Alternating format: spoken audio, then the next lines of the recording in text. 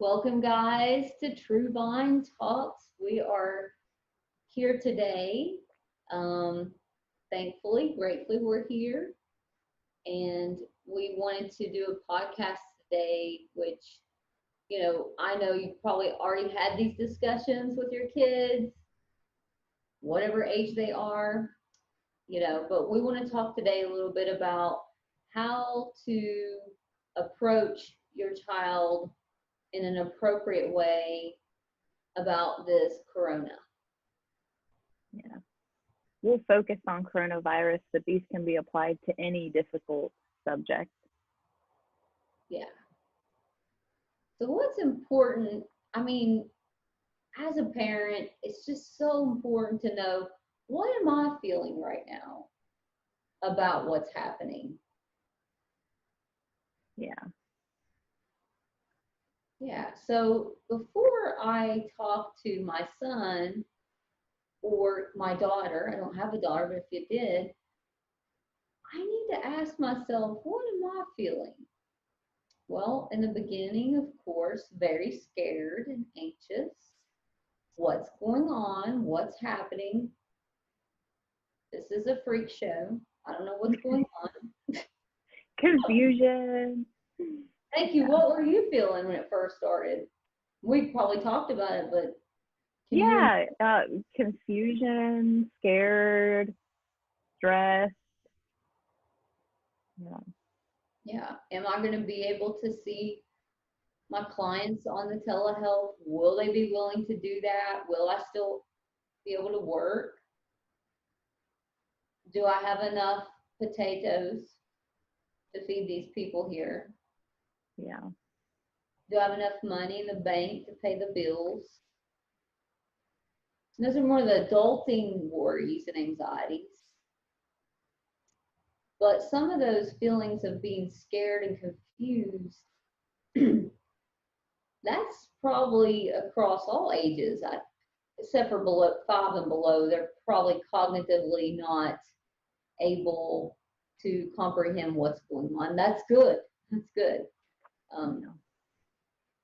so, so after I check in with myself,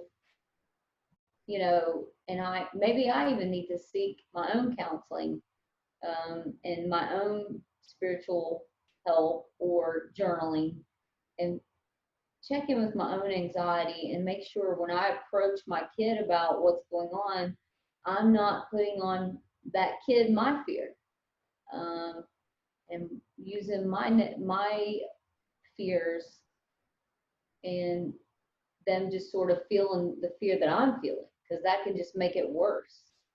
If I'm all wound up, Grant's going to be all wound up. He's going to get, and he does. Like, if I'm not calm, he's not calm. Your kid, they just sort of feel it.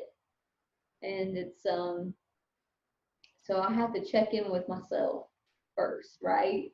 And what are Right. some of the things, Rachel, we went through, we wanted to keep in mind developmentally, for kids? Yeah. So we want to make sure that we're using the right language. Like the word pandemic, I feel carries a lot of fear and anxiety along with it. Like, ooh, pandemic. Yeah, right. So, for kids, maybe like ages 5 to 10, use the word, people are getting sick. There's a sickness spreading. We want to stay home so that we don't get sick. We're trying to stay safe and healthy. Good. I like how you use that language, Rachel. Like, there's a sickness out there. The doctors, they're trying to figure it out. There's a lot of labs looking for a cure, kind of like they do look for a cure for cancer. And this virus, they're just sort of looking and searching for a way to heal people that have it. But because we don't have a cure yet, we're going to just shelter in place to keep people safe. Very good. Yeah. Yeah. That's reassuring. That's sharing hope that, this isn't going to last forever. Eventually, we'll be able to leave the house again and do normal activities. But until then, we're doing our part. Very good. Yeah. And we want to protect. I'm talking that little when I'm talking to kids. We just want to protect. Our grandparents. They're older, and maybe their bodies can't fight off this cold or this virus. Like how you get a cold sometimes, and mommy gives you some soup and some vitamins, and you get better. Well, this virus, they could get it, and maybe the soup doesn't help them get better. Yeah. It's using that language, childlike language. Yeah. You like that language, Rachel? I do. Yeah. Yeah. So all of this is just part of that preparation. How am I going to explain this?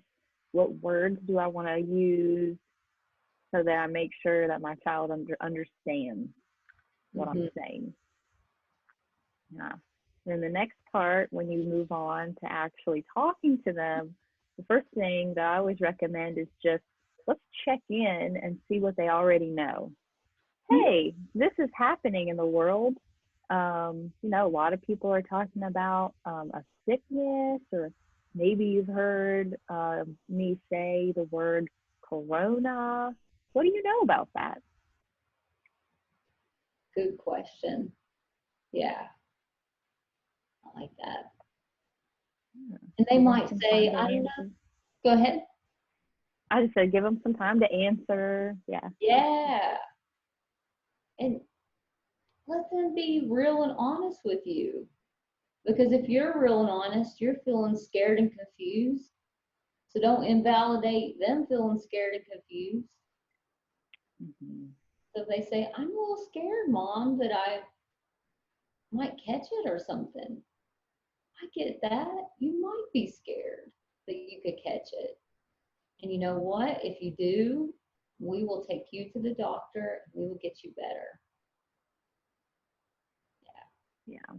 More reassuring. You're young and you're healthy, and we're going to make sure you're okay. Yeah.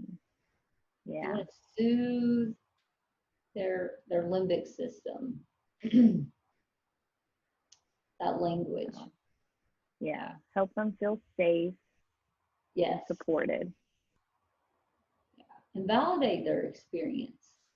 And what you said was good, Rachel. What do you know about it? What are your friends saying about it? Well, of course, my teenage son says they say that, well, we just needed to appreciate each other more being face to face. I was like, oh, okay. That's what they're getting out of it. They're like, well, we were too busy on our cell phones and not doing face to face time. And he's 15, of course. So that's good insight. Did he have? I thought it was pretty good insight. I like that. Yeah. Yeah. So ask them, well, what is your friends think? Are they worried, or what are they doing to keep themselves safe? Yeah. Because they always care about their peers, right? It's always about their peers. Yep. And we want to try to avoid saying things like, oh, don't be scared. Don't worry. Everything's going to be fine. We want to avoid that because that's dismissive and it's not validating. When we say to validate, we want you to tell them that what they're feeling is okay. It's okay to be scared. It's okay to be confused. Mm-hmm. And that, just the way you said that, Rachel, I'd love to have you as my counselor. Because you just it's okay to be scared. Oh my gosh, okay. You just made me feel warm, and like my experience is okay. What's the word I'm looking for? It's almost like giving permission. I'm giving you permission to be scared, overwhelmed, confused, angry. They might say, well, I'm really angry because I miss grandma. Why can't we go see her? Right? It's okay to be angry. I'm angry that we can't see grandma too. Good. Yeah, you're mirroring it back for them. Yeah. That emotional experience. Right. Like you said earlier, you shouldn't be sad. You shouldn't be scared. Get over it. You needed Right. to learn how to deal with life this way. You haven't had anything Oh, hard. What yeah. does that do? What that does is that makes me feel like, oh, well, I'm not allowed to I'm not allowed to share what I'm feeling. They don't want to hear that I'm scared. They don't want to hear that I'm angry. I'm going to keep that to myself from now on. I'm not going to share that with my parents because that gets a bad response. They don't accept me when I am feeling. Ooh, well stated. And then that creates emotional um, stifling for your child. That creates blocks for them later to where they're like, I just gotta be a robot, do, and pretend everything's okay. It's not okay. You're in a pandemic. You should feel scared and confused. You're allowed to feel scared and confused. And that's okay. And you should be angry you can't see your girlfriend this week. I get it. Yeah. Or your friends. Yeah. Yeah. Everyone else is having a slumber party and mom won't let me go. It's not fair. I understand why you feel like that's not fair. It isn't fair. It's not fair. And they're right. It's not fair because you're going by we're going by the guidelines, and that family's doing something a little different, not judging how they're doing it, but we're trying to keep you safe. It's because I love you so much and want to protect you that I'm not allowing you to go over to Jill's house today. And using that language, it's from your attachment system, your care system for your child. Gosh, I would love for you to go visit Jill. I would love for you to spend the night and go to that pool party. I would love that, but it's just not safe. And I would just feel so awful, so bad if something happened to you because I didn't listen to the guidelines for your Yeah, safety. that's good. And he Yeah. can still they can still protest you when you share that language that way, but still softens the no. Mm-hmm. Because what happens when you hear no? No, you can't go to Jill's house. No, you can't go see your friends. What happens to that when you hear the word Ooh, no? I get angry and I want to push back. Yeah, Yeah. especially if I'm an adolescent and I'm wanting to feel independent and in control of my own decisions. Yeah, and they Ooh, already feel don't like tell it's me all, no. yeah, they already feel like everything's taken away. Being in a quarantine, so looking at their parents all day. They don't want to see their parents all day, okay? You know, Yeah. you're right. So that language is so important. The way we talk to our kids is so important. Do I get it right all the time? No way. No way. Don't say it right all the No one. time. Yeah. No one gets it right all the time. Yeah. However, I want to go back and repair if I didn't get it right for my kid and the way my approach. But using that care language in the attachment model that you and I use. Mhm. Yeah. Yeah. It Is makes a that huge helpful? difference. I hope so. Yeah. Yeah, I hope our listeners like it. Yeah. And what's our number two? Ask them what they already know. Did we cover that? Yeah. So we talked about getting prepared, Mm-hmm. asking them what they already know, letting them ask you questions and be honest, as Yeah. honest as possible. I think that's the one we're on. Yeah. You being real so they can be real is most important. Yeah. I Because think, what happens but when we don't share information with kids, a lot of times they will make up their own answers to those questions. And when they do that, it tends to be the worst case scenario answer. yes.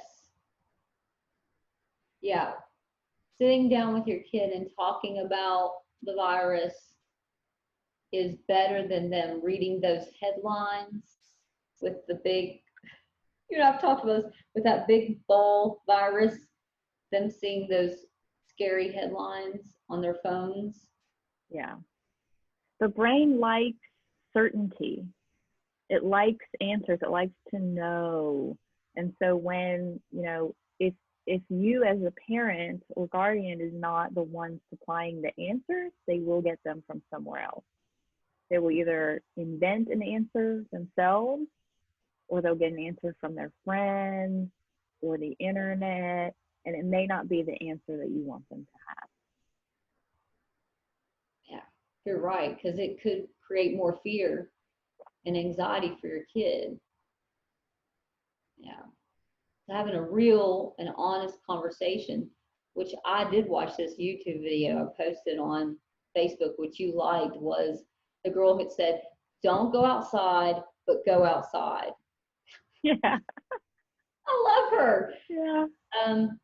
You can go to the store for essentials, but don't go to the store. Okay. Just these mixed, I mean, there's a Very lot of, mixed. yeah. And Yeah. how does that Wearing a land? mask will not protect against the virus, but we need to always wear a mask to save lives. Exactly. So look at your kid and saying, if you're reading this stuff, I'm as confused about this virus as you are. Yeah. I really don't know. I don't think anyone knows. Right. I think the closest that anyone may know would be Dr. Fauci, and he's even uncertain right now. So I just say, about the, when it will stop, when is a vaccine, all these other questions that they don't know the answers, right? Am I getting that right? I think so. Yeah. Yeah. If the answer is you don't know, just be honest. You know what? I don't know. Let's see if we can, look that up. Or maybe nobody knows, right? Maybe you do some research and then you can honestly say, looks like people are saying a lot of different things. So this is very confusing for everyone. We're going to open the beach, but don't congregate on the beach. And nobody knows. Yeah. We're going to open the beaches, but please don't swim. Yeah. Okay. So, yeah, it's, and just finding that humor in this crazy environment, I think helps too, You got to make a little bit light of the confusion.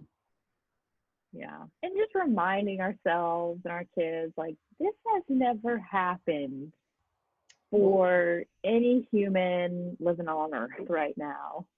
I don't think so. So. Is it, I mean, if the Spanish flu ended 1918. Yeah. So how old would you have to Unless be? you're in your hundreds and you got it as an infant, you wouldn't remember it anyway. So yeah, no one has a memory of this ever happening before. Yeah. So we're all don't know what to do. Yeah.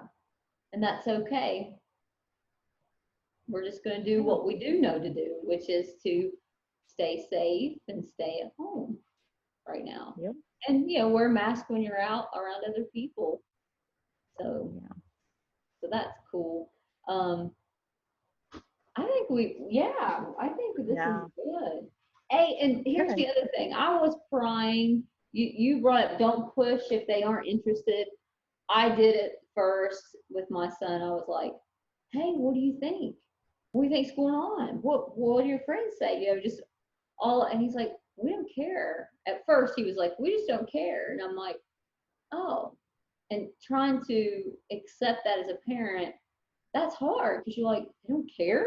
Well, they should care that people might die. They should care about, just getting like all worked up over your kid's response to it. It's like, no, they're trying to protect their own selves, their own brains, trying to, create defenses to protect them. Mm-hmm. Whatever that looks like. And I want to mention that that can happen in the reverse too. If you and as an adult Mm-hmm. aren't really that concerned and you're not worried about what's going on, that's okay. But don't make the assumption that your kids aren't, feel the same way. Whatever you're feeling is fine. But we don't want to put our feelings on others, right? So the kids in your house, your neighborhood, they could be feeling very differently than you are. So you want to check in. But if they act like they're not interested, they don't want to talk about it, they're uncomfortable, they don't care, don't push. Don't make them feel the way that you do. You're right. Because doesn't the brain, like, you know, when you go through severe trauma, you're able to detach and go into an alternate ego state to survive. So, I mean, if that's what you're doing and that's what's working for you, you do that. That's your defense mechanism for this situation. Yeah. Yay. Yeah. And also, of course, and we talked about this earlier, how how do we let our kids know we're here for them? Yeah. By telling them. They need to hear it. Yeah. And meaning it, right? So when I say, hey, if you ever want to talk about this, please let me know, right? If you have questions, I'm here to answer them. If Mm-hmm. you feel sad or angry or confused, I'm here to support you. I Mm-hmm. care about you a lot, and I want to make sure that you're okay. So anything that you want to talk about, you can bring it to me, right? But then I want to make sure that if I say that I mean it. And when they come to me and they ask a question, I don't freak out. Why would you ask me that? Right? Oh, Mom lied. She's not really okay with me talking about this. Yeah. And I just want to show a lot of compassion, you know, and that's well stated. You know, if you tell your kid to come to you and then you have a knee-jerk reaction to what they're asking, it doesn't make it safe for them to reach for you. Um, but I want all parents to know, don't beat yourself up for feeling, you know, on edge too. You can Because be honest about how you're feeling yes, with your kids, and that's not yes, putting it on them. Let them know if you're allowed to feel whatever you want. I happen to be feeling really worried. I'm scared for people right now. yeah, and people are scared to say that to their kids because they're afraid that that's going to make them more scared. But what do we know about being vulnerable? That that creates more emotional flexibility within the person. Oh, it's natural to feel scared. Yeah. Oh, my parents feel scared too. Okay. That's That's something that I'm normal. allowed to feel. Yeah, that's normal. Yeah. So talking to your kids about the corona can be um, a growing experience for both of you, and you know, remaining calm and keeping yourself in check with what's going on for you when talking to your kid is important, and the approach and the age appropriate is very important. um, so I think this is good stuff, Rachel came up with this idea, by the way. I think that there's a lot of confused and scared kids out there right now, and they might be acting out, right? If your kids acting differently than they normally do, it might be a good idea to try and have this conversation.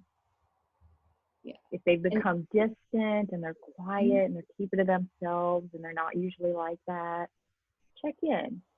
if they're real hyper and irritable, and they're being real big and violent with their toys, Mm-hmm.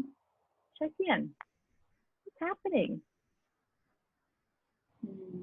Yeah, I see you banging that toy. So what's going Yeah. on for you right now? What do you feel on the inside? Mm-hmm. Is it scared? Are you angry about something right now? It's Yeah, okay. don't be afraid to help them out. You're not putting words in their mouth. You're Sometimes kids that are real young, they don't have the words yet. They need a menu. That's what we call it in counseling. Are you feeling scared? Are you angry?